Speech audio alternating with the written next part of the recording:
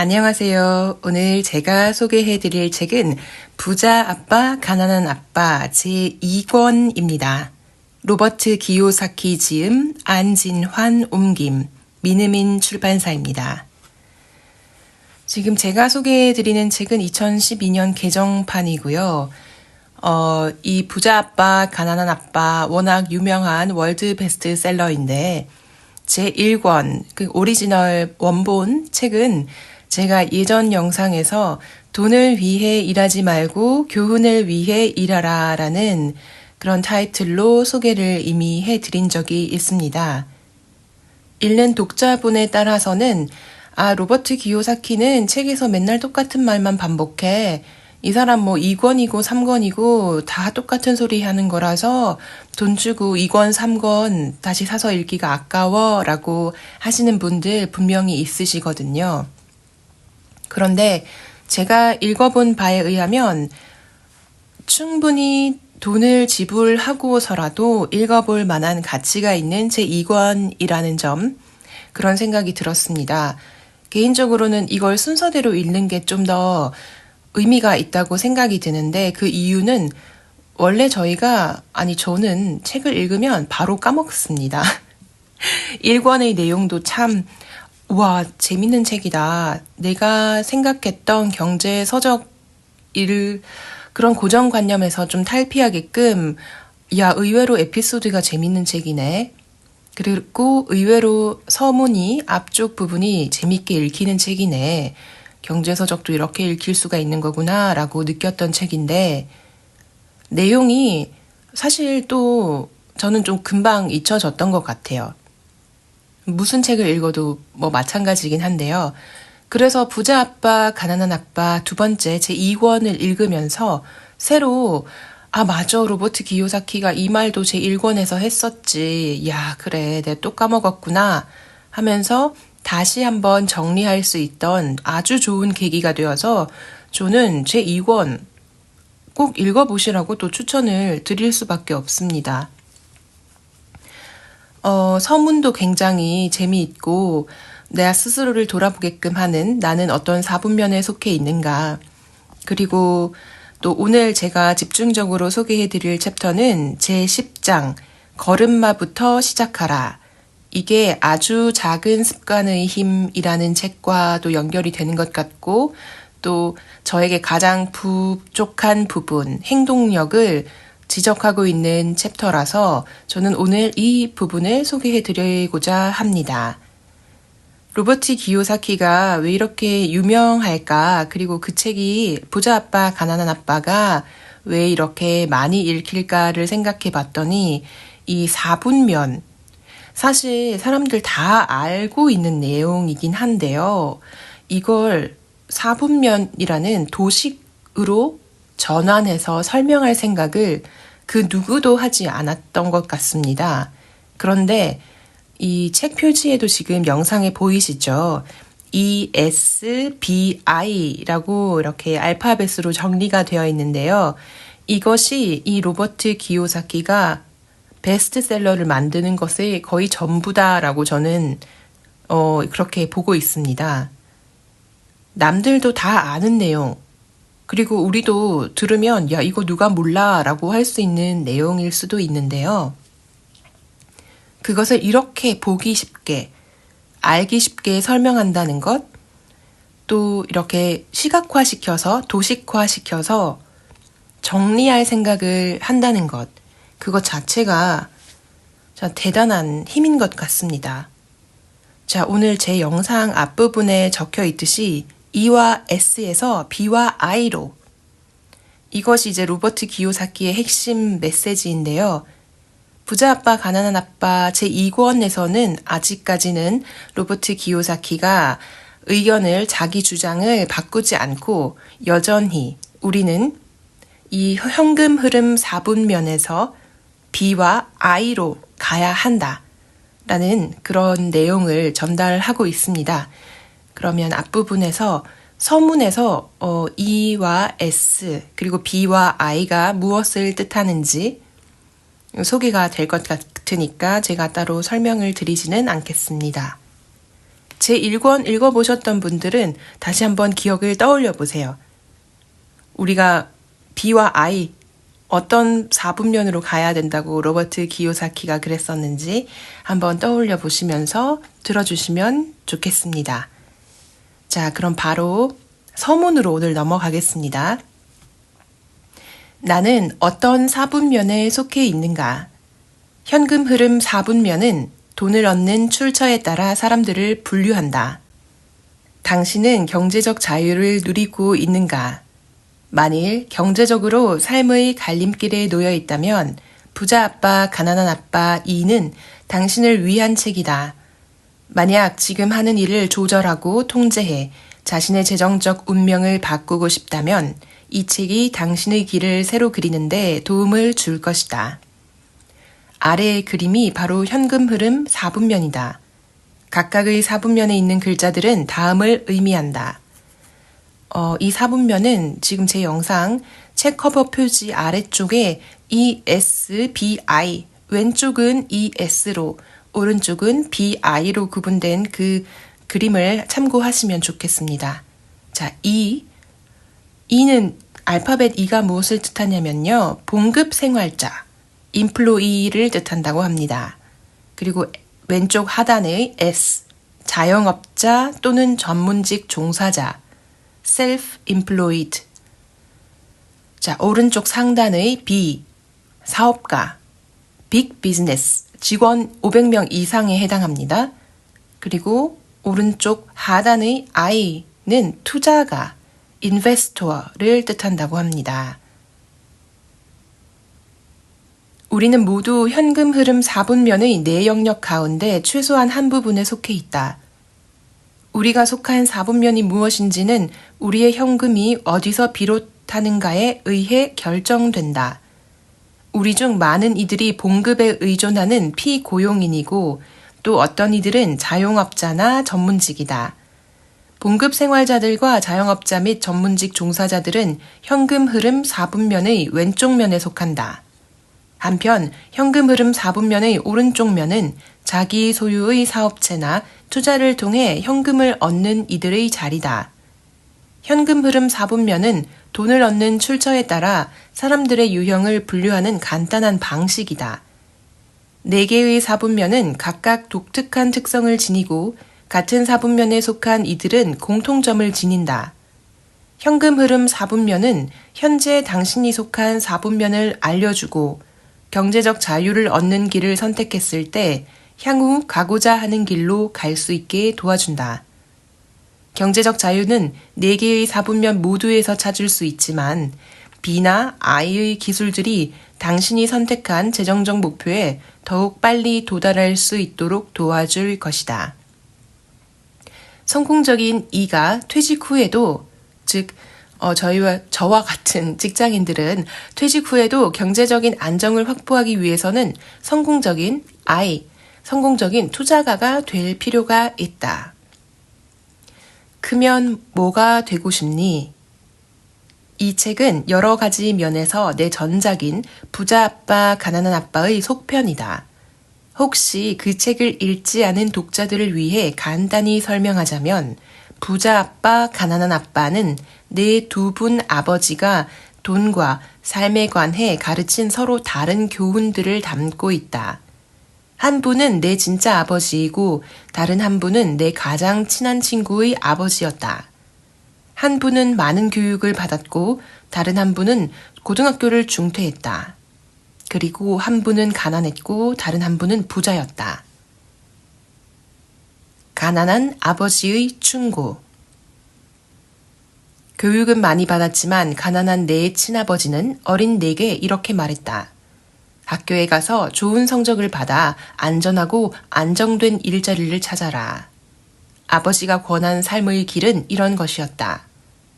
학교를 통해 직장인 혹은 자영업자가 되는 그런 도표가 표식으로 또 책에는 잘 시각화돼서 소개가 되고 있습니다.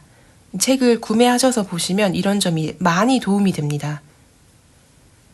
가난한 아버지는 내게 높은 보수를 받는 봉급 생활자 E나 자영업자 S 또는 의사나 변호사, 회계사 같은 이 전문직 직장인이 되기를 권장했다. 가난한 아버지는 고정된 급여와 복지 혜택, 그리고 안정적인 일자리가 중요하다고 생각했고, 그래서 높은 보수를 받는 고위 공무원이 되어 하와이주의 교육감이 되었다. 부자 아버지의 충고. 한편 교육을 많이 받지 못한 내 부자 아버지는 매우 다른 조언을 해주었다. 그분은 학교에 가서 졸업을 한 다음 사업을 하고 성공적인 투자가가 되어라 라고 말했다. 그분이 권한 삶의 길은 다음과 같았다. 똑같이 학교에서 출발하는데요. 현금 4분면의 도식에서 오른쪽으로 화살표가 기울어져 있습니다. 즉 학교에서 바로 화살표를 통해서 B로 가거나 I로 가는 그런 도식이 책에서 잘 설명이 되어 있습니다. 이 책은 내가 부자 아버지의 조언을 따르면서 경험했던 정신적, 감정적, 그리고 교육적 과정에 관한 것이다. 이 책을 읽어야 할 사람들. 이 책은 4분면을 옮겨갈 준비가 되어 있는 사람들, 특히 지금은 E와 S에 속해 있지만, 지금은 직장인이거나 자영업을 하고 있지만 앞으로 B나 I, 즉 기업인이나 투자가로 옮겨가고자 하는 사람들을 위한 것이다. 안정적인 일자리를 넘어 경제적인 안정을 달성하고 싶어 하는 사람들을 위한 것이다. 쉽고 편안한 삶의 길은 아니지만 그 길을 끝에 놓여있는 경제적 자유는 힘든 여정에 대한 충분한 보상이 되어줄 것이다. 내가 12살 때 부자 아버지는 내게 단순한 이야기를 하나 들려주었다. 그 이야기는 나를 큰 재산과 경제적 자유의 길로 인도해 주었는데 그것은 현금 흐름 4분면의 왼쪽에 있는 E와 S 4분면과 4분면의 오른쪽에 있는 B와 I 4분면이 어떻게 다른가에 대한 부자 아버지의 특유의 독특한 설명이었다. 옛날 옛적에 작고 기이한 마을이 하나 있었단다. 그곳은 참 살기 좋은 마을이었지만 한 가지 문제가 있었지. 비가 오지 않으면 물을 구할 수가 없다는 것이었어. 이 문제를 완전히 해결하기 위해 마을 장로들은 날마다 마을에 물을 날라줄 사람을 구하기로 했단다. 두 사람이 그 일을 하겠다고 나섰지. 그리고 장로들은 두 사람 모두와 계약을 했어. 약간의 경쟁을 허락한다면 가격도 낮추고 만일의 사태에 대비할 수도 있을 거라고 생각했거든. 계약을 따낸 첫 번째 인물은 에드라는 사람이었는데 즉시 달려나가 잘 만든 강철 양동이를 2개 샀지. 그런 다음 2km나 떨어진 호수를 왔다 갔다 하며 물을 나르기 시작했단다. 그러자 즉시 돈을 벌 수 있게 되었어. 그는 아침부터 저녁까지 2개의 양동이로 열심히 호수에 물을 퍼 날랐단다. 그러곤 그 물에서 마을에서 만든 커다란 콘크리트 탱크를 가져다가 거기다가 부었지. 매일 아침 에드는 누구보다도 일찍 일어나 온 마을 사람들이 물을 충분히 쓸 수 있도록 열심히 일했단다. 일이 힘들긴 했지만 그는 돈을 벌 수 있다는 것과 자기가 이 독점적인 사업을 따낸 2 사람 중 1명이라는 사실이 좋았어. 두 번째로 계약을 따낸 인물은 빌이라는 사람이었는데 한동안 모습을 감추고 보이지 않았지. 몇 달 동안이나 말이야. 그래서 에드는 무척 기뻤어. 경쟁자가 없었으니까. 양동이 2개를 산 에드와는 달리 빌은 사업 계획을 짜고 회사를 만들고 4명의 투자자를 구하고 자기 대신 일을 해줄 사장을 구했단다. 그러곤 반년 뒤에 건설팀을 데리고 마을로 돌아왔지. 빌이 데려온 사람들은 그 뒤로 1년 동안 마을과 호수를 연결하는 크고 두꺼운 스테인리스 송수관을 건설했단다. 마침내 송수관을 작동하는 날, 빌은 자기가 제공하는 물이 에드의 물보다 더 깨끗하다고 선언했단다. 빌은 마을 사람들이 에드에게 물이 더럽다고 불평하는 걸 알고 있었거든. 또 빌은 자기가 1년 내내 하루도 빠짐없이 하루 종일 물을 공급할 수 있다고 말했지. 에드는 평일에만 물을 공급했어. 주말에는 일을 하고 싶지 않았으니까. 그리고 마지막으로 빌은 이렇게 깨끗하고 좋은 물을 에드보다 75%나 낮은 가격으로 안정적으로 공급하겠다고 선언했단다. 마을 사람들은 환호성을 지르며 그 즉시 빌의 송수관 끝에 달려있는 수도꼭지로 달려갔지. 에드는 빌과 경쟁을 하기 위해 즉시 물값을 75% 낮추고 양동이를 2개 더 산 다음 양동이에 뚜껑도 달았단다. 그러곤 이제 양동이를 한 번에 4개씩 운반하기 시작했다. 더 나은 서비스를 제공하기 위해 자신의 2 아들까지 고용해서 주말과 야간에 일을 시켰지. 아들들이 대학에 가게 되자 그는 아이들에게 이렇게 말했단다. 빨리 돌아와야 한다. 이 사업이 언젠가는 너희들께 될 테니까. 그런데 무슨 이유에서인지 2 아들들은 돌아오지 않았어. 결국 에드는 직원들을 고용했고 노조 문제를 겪어야만 했단다. 노조는 더 많은 임금과 복지 혜택을 요구했고 양동이를 한 번에 하나씩만 운반하겠다고 말했지. 한편 빌은 이 마을에 물이 필요하다면 다른 마을에도 물이 필요할 것이라는 걸 깨달았어. 그래서 그는 사업 계획을 다시 짜서 신속하고 대량 공급이 가능하며 가격은 낮고 품질은 높은 그의 물 공급 시스템을 전 세계 마을에 팔러갔지. 빌은 물 양 한 양동이당 겨우 1센트밖에 못 벌었지만 대신에 매일 수십억 양동이의 물을 배달한단다. 그리고 그가 일을 하건 안 하건 수십억 명의 사람들은 매일 수십억 양동이의 물을 소비하고 그 돈은 모두 그의 은행 계좌로 들어가지. 빌이 개발한 송수관은 마을에 물을 공급할 뿐만 아니라 그에게 돈을 가져다 주는 거야. 빌은 그 뒤로 오래오래 행복하게 살았단다. 하지만 에드는 평생 동안 열심히 일만 하면서 영원토록 경제적 곤란을 겪었지. 자, 이야기는 여기서 끝이다. 빌과 에드의 이야기는 수년 동안 나를 인도해 주었다. 내가 삶에서 중요한 결정을 내릴 때마다 이 이야기는 나를 도와주었다. 나는 종종 스스로에게 이렇게 묻는다.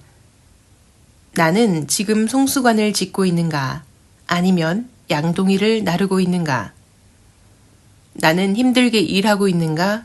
아니면 영리하게 일하고 있는가? 그리고 이런 질문들에 대한 해답이 나를 경제적으로 자유롭게 만들었다. 이 책이 알려주고자 하는 것도 바로 그것이다. 이 책은 사업가 B와 투자가 I가 되려면 무엇이 필요한지 말해준다. 이 책은 양동이를 나르는 데 지쳐 송수관을 만들고 주머니에 현금이 흘러 들어오게 하고 싶어 하는 사람들을 위한 것이다. 자, 그 뒤로도 이제 책에 대한 설명이 있는데 이 부분은 잠깐 뛰어넘도록 하겠습니다. 그럼 챕터 10 걸음마부터 시작하라. 걷는 법을 배워야 뛸 수 있다. 천릿길도 한 걸음부터 라는 말을 들어본 적이 있을 것이다. 나는 그 속담을 달리 말하고 싶다. 천릿길도 걸음마부터.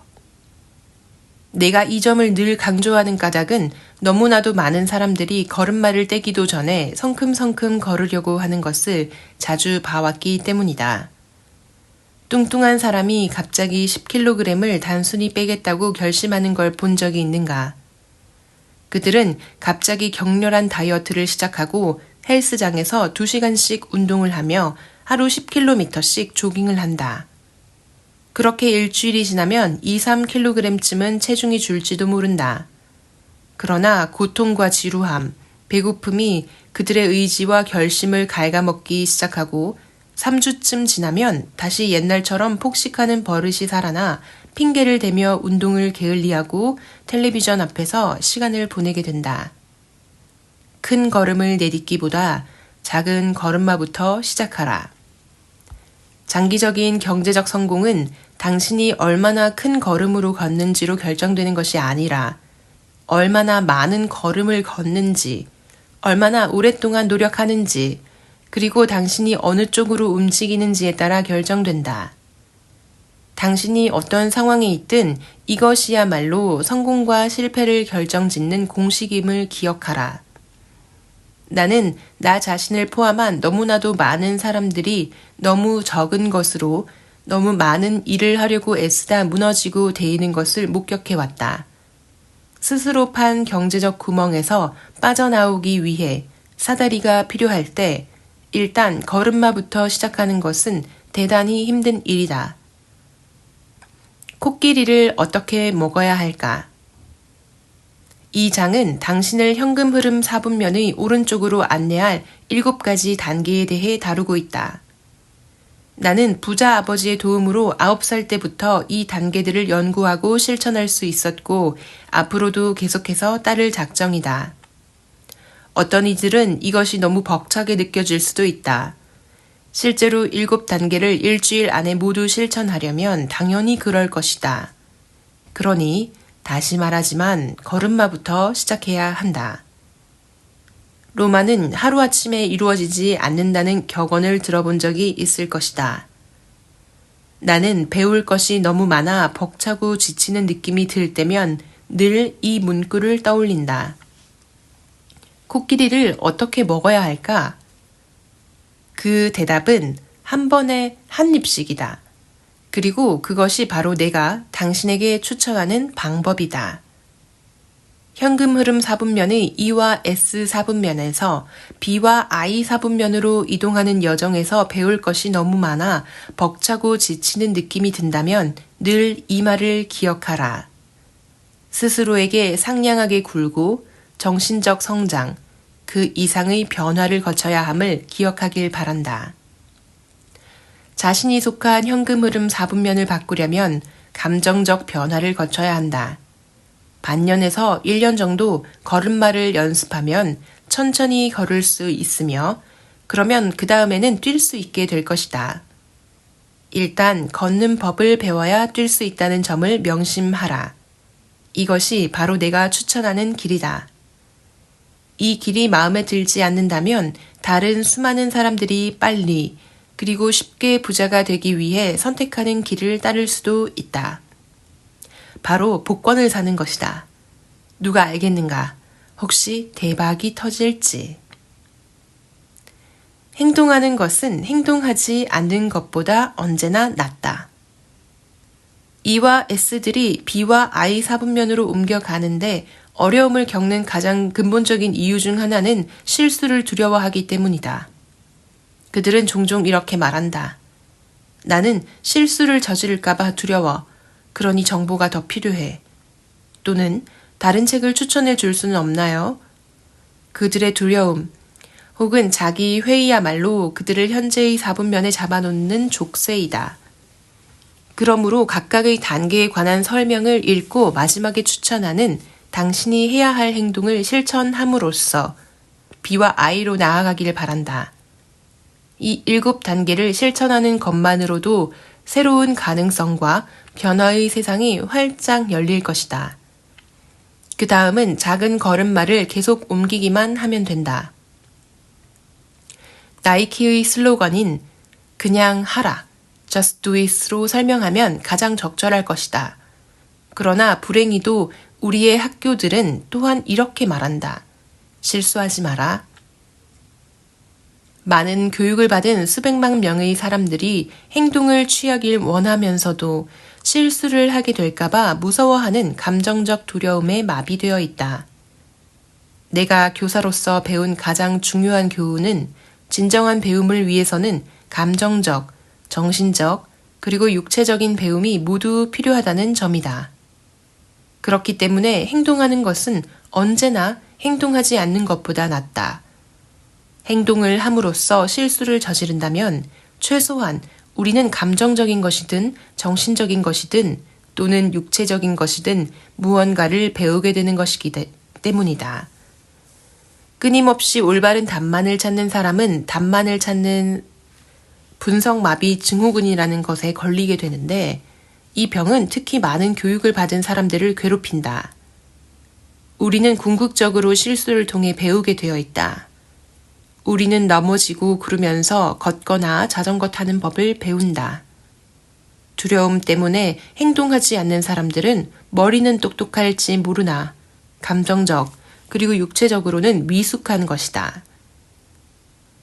수년 전 세계 부자들과 가난한 이들을 상대로 한 연구가 행해졌다. 가난하게 태어난 사람이 어떻게 부자가 될 수 있는지를 규명하는 연구였다. 연구 결과 그러한 사람들은 출생 국가에 상관없이 공통적으로 3가지 특성을 지니고 있었다. 첫째, 장기적인 비전과 계획을 유지한다. 둘째, 지연된 만족을 믿는다. 셋째, 복리의 힘을 유리하게 이용한다. 이들은 장기적으로 생각하고 계획하며 꿈과 비전을 유지하면 궁극적으로 경제적 성공을 달성할 수 있음을 안다. 그들은 장기적인 성공을 위해서라면 단기적인 희생을 치를 각오가 되어 있는데 이것이 바로 지연된 만족의 기본 개념이다. 이게 번역이 조금 어려운 것 같은데요. 지연된 만족? 그러니까 즉각적 만족의 반대 개념으로 해석하시면 좋습니다. 엘버트 아인슈타인은 복리의 힘만으로 돈이 얼마나 많이 불어날 수 있는지를 알고 깜짝 놀란 바 있다. 그는 돈의 복리 계산이 인간의 가장 놀라운 발명 중 하나라고 생각했다. 이 연구는 복리 계산을 단순히 돈에 적용하는 것을 넘어 각각의 작은 걸음마에서 얻는 배움과 지식이 시간이 흐름에 따라 얼마나 확대될 수 있는지 발견했다. 한 걸음도 떼지 못한 사람들은 복리를 통해 얻을 수 있는 지식과 경험을 축적하고 확대하는 효과를 전혀 누리지 못했다. 또한 이 연구는 어떻게 부자들이 가난한 처지로 전락하는지도 밝혀냈다. 수많은 부유한 가문들이 겨우 3세대 만에 대부분의 재산을 잃고 목락했다. 연구 결과 그런 이들은 다음과 같은 3가지 특성을 지니고 있었다. 첫째, 단기적인 비전을 가지고 있다. 둘째, 즉각적인 만족을 원한다. 셋째, 복리의 힘을 잘못된 방식으로 사용한다. 요즘 나는 짧은 시간 동안 더 많은 돈을 버는 법을 말해주지 않는다며 내게 실망했다고 말하는 사람들을 만났다.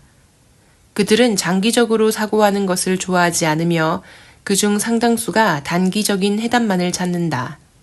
왜냐하면 그들은 가계 부채나 투자 부족처럼 지금 당장 해결해야 할 돈 문제를 갖고 있기 때문이다.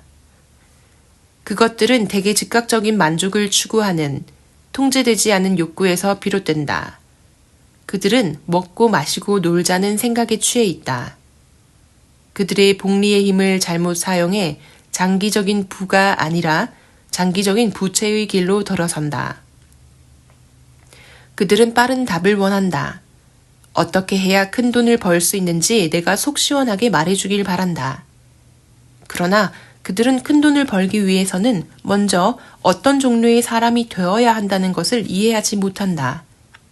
다시 말해, 너무나도 많은 사람들이 최대한 빨리 부자가 되겠다는 사고방식에 집착하고 있다. 그런 사람들에게 행운을 비는 바다. 그들은 그게 필요할 테니까 말이다. 작은 성취를 반복하며 목표에 접근하라. 뚜렷한 목표를 미리 설정하는 이들이 그것을 성취할 가능성이 높다는 이야기를 들어본 적이 있을 것이다. 나는 목표 설정을 다루는 수많은 세미나와 강의에 참가했으며 수년간 그 개념에 대해 배우고 숙고한 바 있다. 크고 장기적인 꿈과 희망을 가지는 것은 대단히 멋진 일이지만 결국 그런 꿈을 실현시키는 것은 여러 개의 작고 구체적인 단계들이다. 처음부터 무조건 거창한 꿈을 실천하려 들지 말고 일단 작게 시작하고 작게 성취하는 법을 배우라. 작은 성취에 만족하라. 그 각각의 작은 단계들이 결국에는 당신이 꿈꾸는 궁극적 목표에 가까이 다가가게 해줄 것이기 때문이다. 심지어 요즘에도 나는 크고 거창한 마음가짐으로 달려들 때보다 소소한 성취에 만족할 때 원하는 것을 더 잘 얻을 수 있음을 안다. 가령 일주일에 2개의 오디오 테이프를 듣는다는 소박한 목표를 세우는 시기다. 그 오디오 강좌가 유용하다는 판단이 선다면 똑같은 내용을 두세 번씩 반복해서 듣는데 그것만으로도 그 주일의 계획을 달성하는 셈이 된다. 또 킴과 나는, 그러니까 이 와이프 되시는 분과 나는 1년에 최소한 2개의 B와 I 사분면에 관한 세미나에 참석한다는 목표를 세워두고 있다. 우리는 B와 I 사분면에 속한 분야의 전문가들과 함께 휴가를 떠난다. 우리는 놀고 쉬고 만찬을 즐기면서 그러한 분야에 대해 자세히 배우고 훨씬 적은 스트레스로 목표를 성취한다. 작은 목표를 달성하면서 보다 크고 원대한 꿈을 향해 나아가는 것이다. 투자의 비결이란 일단 큰 목표를 세우고 체계적으로 접근하는 것이다. 처음에는 작은 걸음마로 시작해 지식과 경험이 늘어날수록 천천히 투자 규모를 늘려 나간다. 당신은 안전지대에서 벗어나고 싶다. 하지만 그것은 천천히 이루어져야 한다. 킴과 나도 바로 그런 방식을 활용했다. 경제적 자유라는 궁극적 목표로 이어지는 여러 개의 작은 목표를 세우는 것은 전혀 잘못된 일이 아니다. 이런 전략은 다이어트를 할 때에도 똑같이 적용된다. 내 운동을 도와주었던 한 트레이너는 매일 또는 일주일 단위로 소소한 목표를 성취한다는 계획을 세워 나를 격려해 주었다. 내 운동 능력이 발전하자 목표의 강도 역시 따라서 증가했고 결국 그런 작은 것들이 모여 나는 궁극적 목표를 달성할 수 있었다. 그러니 크고 원대한 꿈을 꾸되 하루에 하나씩 작고 소소한 목표들을 성취해 가라. 하루 하나씩 실천 가능한 목표를 설정하고 앞으로 꾸준한 길을 갈 수 있도록 긍정적 강화제를 이용하여 현금 4분면의 왼쪽에서 오른쪽으로 옮겨간다는 궁극적 목표를 달성하는 것이다. 자, 오늘은 여기까지 소개를 해드리려고 합니다. 이 이후에도 당신의 내일은 어떤 모습인가 라고 해서 재무제표, 손익계산서, 대차대조표를 이렇게 아주 간단한 도식화로 보여주고 있고 그리고 또 이제 세계의 현금 흐름 패턴, 이것도 부자 아빠, 가난한 아빠 제1권에서 이미 다 소개가 되었던 현금 흐름의 패턴인데요. 사실은 그렇지만 이렇게 다시 한번 되짚어 볼 수 있다는 점이 저는 이 2권의 가장 큰 장점과 매력이 아닐까라고 생각을 합니다.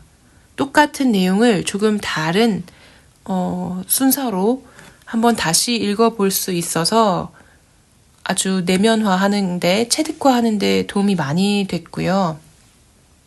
이제 로버트 기요사키가 방법론적인 것 다 알려주고 있거든요. 제3부에서 부자가 되는 7단계, 부자들이 들려주는 7가지 돈 관리 비법.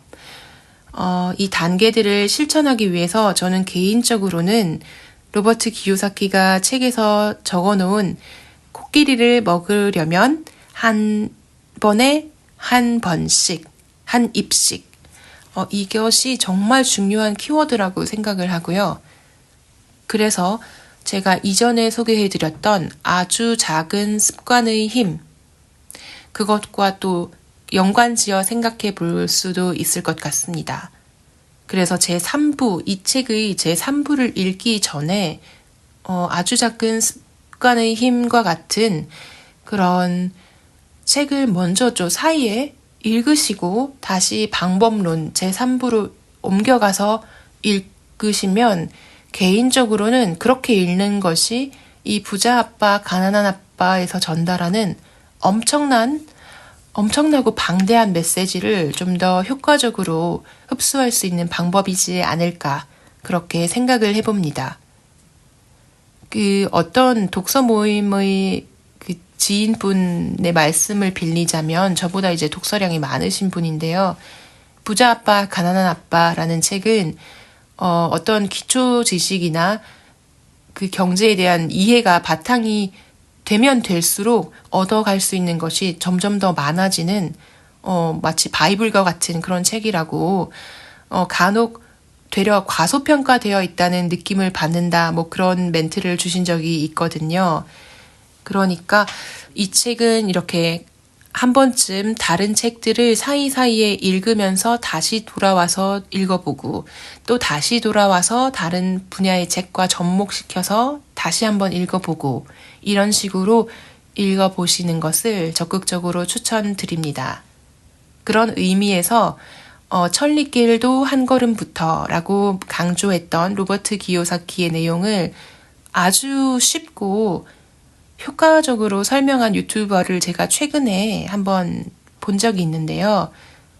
제가 찾을 수 있다면 링크를 달아서 설명란에 한번 첨부해 놓도록 하겠습니다. 유튜버 이름이 하와이 대저택이라는 분이셨고요. 그분의 짧은 영상 중에 이렇게 단계별로 거쳐서 작은 성공들이 모여서 결국은 큰 성공, 경제적 자유에까지 이르는데 많은 사람이 간과하는 아주 작은 성공과 아주 작은 실천, 즉 시작을 일단은 하는 것, just do it 하는 것에 어떻게 이제 그것을 우리가 이해하고 접근해야 하는지를 어떤 내비게이션 시스템으로 설명을 해주십니다. 구글에서 예를 들어서 우리가 강남의 어디를 가야 되는데 거기를 가려면 어떻게 갈 것인가를 설명을 하면서 처음에는 일단 140m 우회전을 하는 것이 첫 걸음이다. 즉 14km나 뭐 40km나 한 번에 쭉 가는 것이 아니라 우리의 인생이라는 것이 경제적 자유로 가는 그 길이라는 것이 그렇게 스트레이트한 길만 있는 것이 아니라 처음은 아주 사소하게 문을 열고 밖으로 나가서 100m 정도만 걸어가서 뚜벅뚜벅 걸어가서 오른쪽으로 한번 돌아보는 것. 그것이 첫 걸음이고 그런 식으로 우리가 결국에는 경제적 자유라는 큰 목표에 도달할 수 있다고 너무 잘 설명을 하셨더라고요. 그래서 저는 그것도 부자 아빠, 가난한 아빠 제3부 읽기 전에 한번 보시고 다시 돌아오셔서 7가지 단계 보신다면 이해에 큰 도움이 될 것 같습니다. 그러면 오늘은 책 소개를 마무리하기 전에 그래도 제3부에 어떤 내용들이 언급이 되어 있는지 큰 챕터들 단계별로 언급만 한번 해보겠습니다. 부자가 되는 7단계로 로버트 기요사키는 첫 번째, 제1단계 자기 사업을 하라. 제2단계 현금 흐름을 통제하라. 제3단계 진짜 위험과 위험해 보이는 것의 차이를 알라. 제4단계 어떤 유형의 투자자가 될 것인지 결정하라. 제5단계 나만의 스승을 찾으라. 제6단계 실망을 자산으로 만들어라. 제7단계 자기 자신을 믿으라. 이렇게 7단계를 소개하고 있습니다. 보시면 제5단계 나만의 스승을 찾으라. 이 부분은 이제 멘토와 관련 지어서 해석할 수 있겠고 제2전 영상 놓치고 싶지 않은 나의 꿈, 나의 인생에서 집중적으로 소개해드렸던 상상 속 멘토 회의. 이것도 약간 일맥상통하는 내용으로 받아들이실 수 있겠고요. 또 실망을 자산으로 만들라. 이것도 실패하지 않는 것보다 실패하는 것이 훨씬 낫다라고 켈리 최 회장님의 첫 번째 책 파리에서 도시락을 파는 여자 거기에서 그 영상에서 제가 또 설명을 해드렸던 내용이었고요. 또 그 외에도 제3단계 진짜 위험해 보이는 것과 진짜 위험과 위험해 보이는 것의 차이를 알라. 이것은 자청님이 추천하신 클루지라는 책과 연관지어서 이해하시면 좀 좋을 것 같습니다. 그러면 오늘은 이렇게 소개를 마치도록 하겠습니다. 로버트 기요사키의 부자 아빠, 가난한 아빠.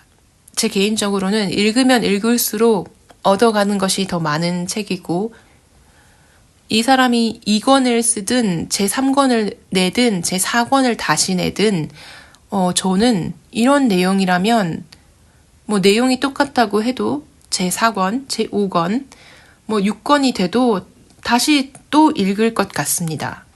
그만한 가치가 있다고 늘 느껴지고 또 재미가 있더라고요. 읽으면서. 제 개인적인 관심사여서 그럴 수도 있는데 요즘에는 이렇게 부자, 돈, 성공, 행운 막 이런 게 들어간 책들이 제일 재밌는 것 같습니다. 그럼 오늘도 제 채널 들어주시는 모든 분들 행운, 성공이 늘 함께 하기를 바라면서 소개를 마치도록 하겠습니다. 감사합니다.